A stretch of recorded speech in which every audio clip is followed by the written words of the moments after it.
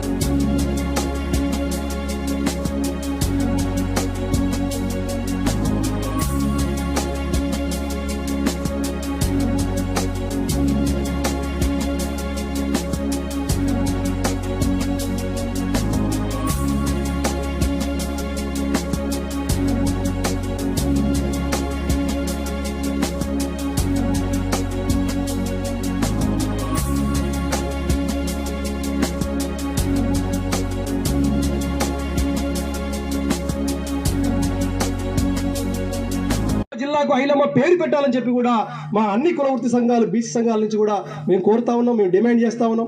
ఆ రకంగా ఐలమ్మని స్ఫూర్తిగా తీసుకొని మనం అందరం కూడా ముందుకు పోదాం. ఆ అణగారిన వర్గాల హక్కులంటే ఐలమ్మ ముందుకు వస్తుంది, ఆవిడ స్ఫూర్తిగా తీసుకోవాలని చెప్పి కోరుతూ, ఇలా రజకులకు సంబంధించి అనేక సమస్యలు ఉన్నాయి. వాళ్ళకు రుణాలు రావడం లేదు, ఫెడరేషన్ ఉంది, బడ్జెట్ లేదు, ఇలా రక్షణ లేదు, వాళ్ళకు చట్టం కావాలి. ఇట్లా రజకుల ఒక హక్కుల కోసం కూడా మేము పాటుపడతా ఉన్నాం. ఐలమ్మను స్ఫూర్తిగా తీసుకొని ఇలా రజక సంఘాలు అందరూ కూడా ఏకమై ఇలా ఐలమ్మను నెలకొల్పినందుకు మరొకసారి వాళ్ళందరూ కూడా మా రాష్ట్ర కమిటీ పక్షాన అభినందనలు, ధన్యవాదాలు తెలియజేస్తూ ఈ అవకాశం ఇచ్చిన మీ అందరూ కూడా నమస్కరిస్తూ ముగిస్తా ఉన్నాను. ఆధ్వర్యంలో చాకలి ఐలమ్మ విగ్రహం ఆవిష్కరణ అతి వైభవంగా చేయడం జరిగింది.